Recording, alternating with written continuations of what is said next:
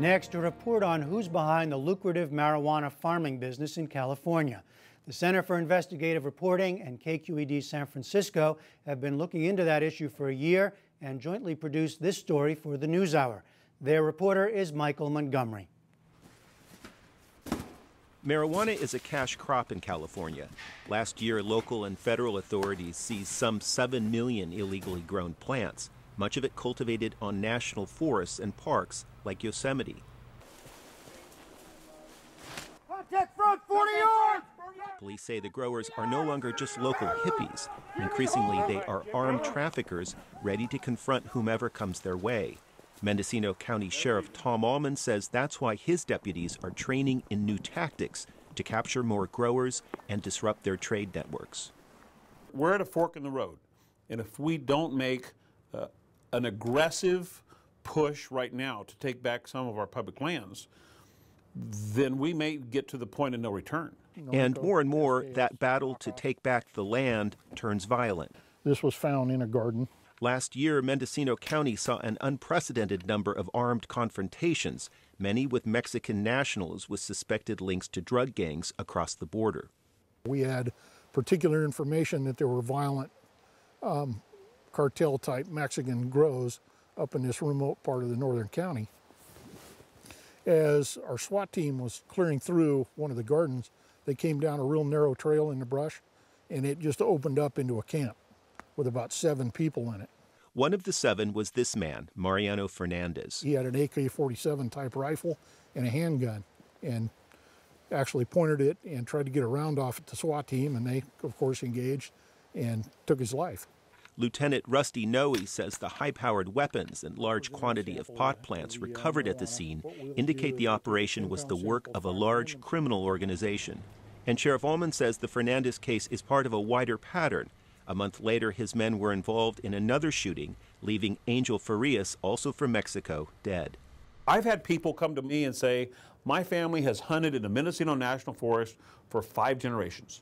And we don't go there anymore because every time we go there, we hear shots being fired around, or people have literally walked into our hunting camp and said, get out of here.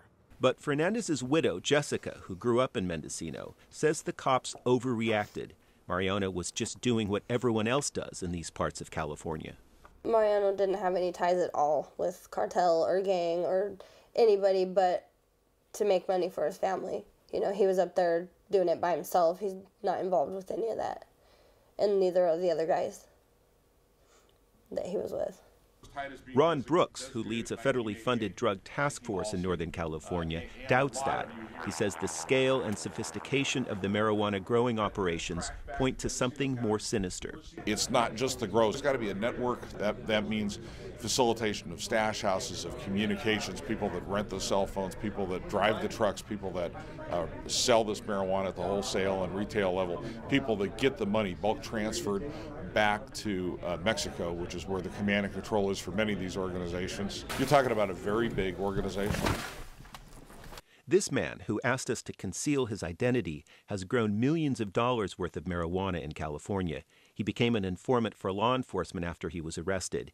He says he originally came here from Michoacan, Mexico, to work on illegal pot farms 5 years ago.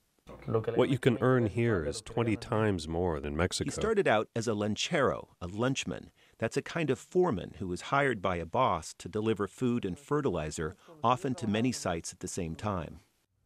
I've known other people who have had one lanchero for 8 or 10 pot grow sites, but I've known other people who have had 25 or 30 pot grow sites. Since the use of the land is free, so long as you don't get caught, the man says the profit margins are huge. You spend about $15,000 to begin a garden. If the land is good, you will get 800 pounds, $200,000 to $300,000.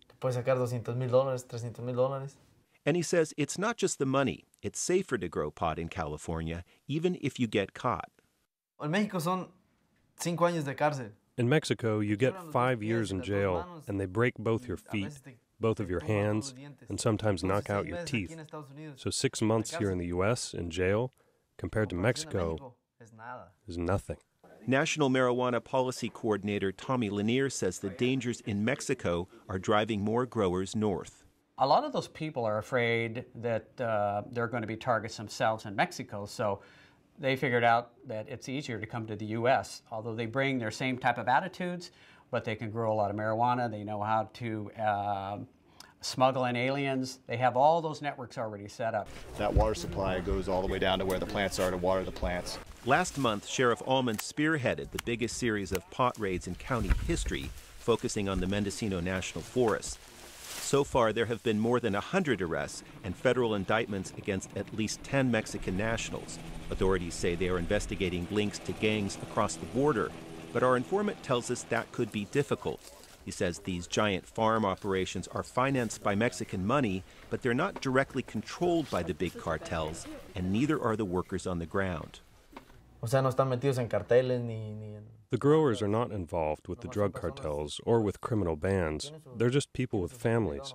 They just come to grow for a season or two and then return to Mexico.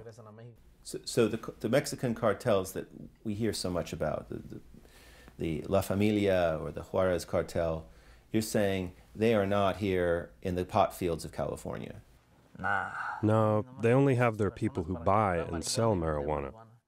The man explains that while cartel operatives aren't in the marijuana fields themselves, growers still rely on their networks to move the large quantities of pot produced in California. All of the Mexican cartels have people in the country. La Familia, cartels from Juarez, the Zetas, they all have people in the United States. The cartels know what to do with the drugs. They carry it to another state or city and distribute it. That's what they do.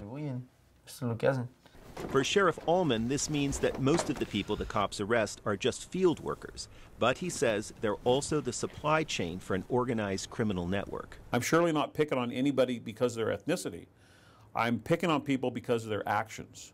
And the actions of the drug trafficking organizations have harmed my county. And my job as sheriff is to do everything I can to stop it. And that's what we're doing this summer. But until law enforcement operations reach up the distribution chain, new suppliers will inevitably continue to stream into Mendocino to feed the growing demand for California marijuana around the United States. A recent string of arrests in Michigan, Ohio, Utah, and Illinois captured many Californians, all with large hauls of marijuana.